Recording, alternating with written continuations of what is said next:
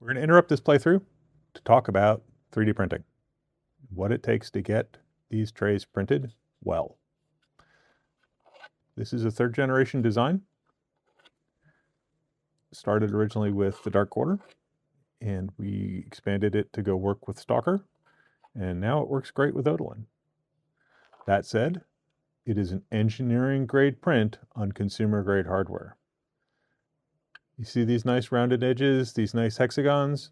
They all print in the air without supports. You don't have to do anything fancy there. But if you don't have your printer dialed in, you're going to have too much plastic. We'll talk about how to fix that in a second.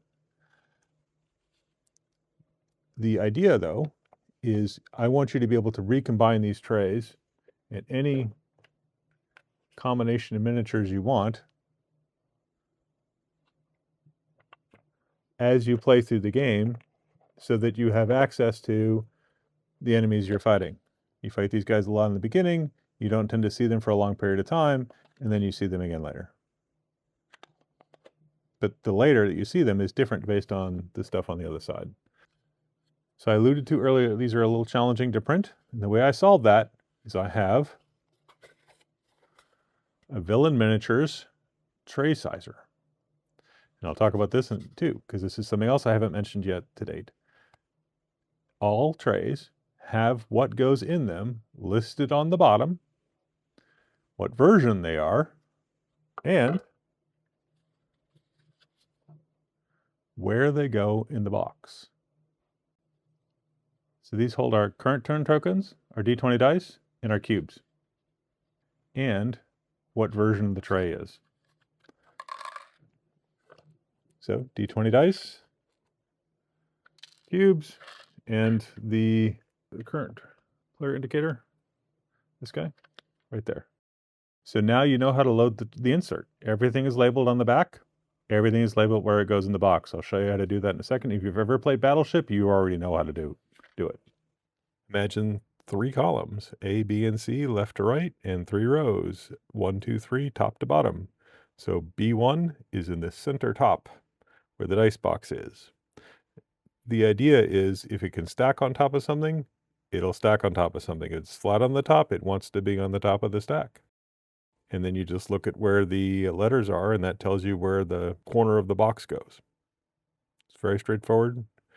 Do it a couple times, and it will become second nature. So the other thing I want to do is talk through the tray sizer. So I mentioned earlier that this is an engineering grade print on consumer grade hardware. If you don't have your printer completely dialed in, you can potentially run into trouble where the distance between the rails needs to be increased, because with high flow nozzles, with people using 0.6 millimeter nozzles instead of 0.4, like I recommend, for people using print profiles for their filament and their printer combination that they haven't set the flow rate, all these technical things, don't worry about it. I can walk you through it. If you get into trouble, the space is wrong between the rails. So how do you know if you've got a good fit?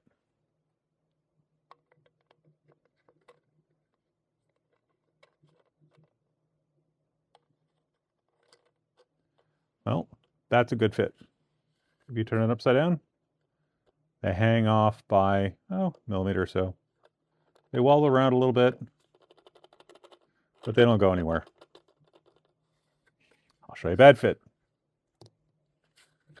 This right now, because I've got a dialed in filament settings, these are going to be too big. See how far they are hanging off? For some of these guys, I can actually pull them straight out. And that's not going to work. Now, this is set up right now. The XL version is for people with high flow rate nozzles, or people who insist on using a larger nozzle size than I recommend. I prefer the 0.4 nozzle because everyone has one. I design all of my inserts for what everyone has rather than what's only a few people have.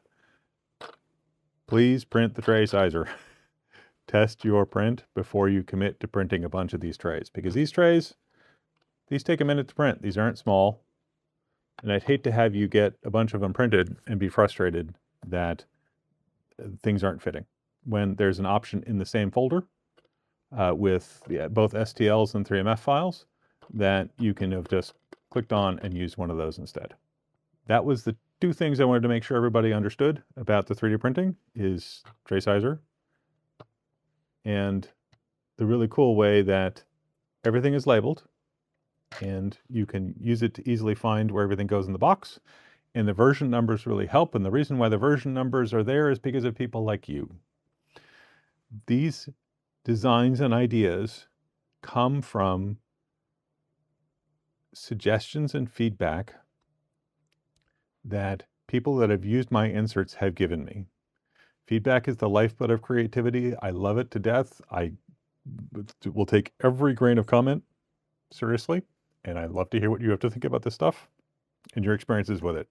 These save game trays are an idea from somebody from the Dark Quarter. The Battleship system is an idea that I got after someone complained that said, hey, this Stalker insert's really great, but wow, that's a lot of trays. I can't really remember where everything goes. I'm like, well, everything of it just fits on top of each other. It goes on top of each other. Well, that was too simple of an answer, and this made it super easy for them. The innovation with this one, map tile holders. That was an idea that I got after trying to play the game, going, wow, the terrain and the map tiles and all that kind of stuff, setting all this stuff all of the time is really challenging. I wonder if there's a way to make that easier for people and also bring these other innovations to the table. I am wildly curious to see what people suggest after they've had a chance to print and play with this insert, and I look forward to it greatly. Thank you very much for your interest. Please feel free to ask me any questions, either in this YouTube thread or when you purchase the insert, you will get my email address. I respond best to email. Thank you very much. Have a great day.